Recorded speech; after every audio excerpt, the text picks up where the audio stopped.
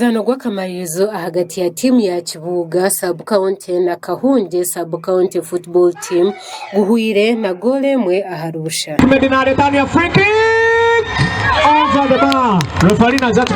Okulijira Simon Agaba otire sento mu tournament eji abantu abatakamanyirwe bibire medali ummotoka niyemwe ebireyekorire kikopo na za t-shirt za Uganda Premier League. Agaba agizirengwe bikorwa nkebe nebireme sentunguka mu byemizano na Netalanta kandi na hamyango abakozere kikorwa eki nemburwa mukoro ezibireze korire mhoro.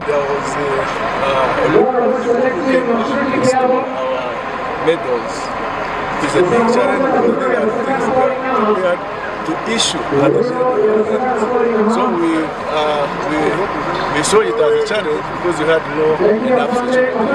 Kwa tuli mkotegeka mu basi mukwadde tuli mujja ebintu abana babiyola badi bagala masati kati nibadduka n'ebintu tubagoba ninga dukira bade batusabike tumanyiyo wa mukisa mundu gafo bisoso tubagobiye gwe batwisa mu bibundi bya monde bitoke biki.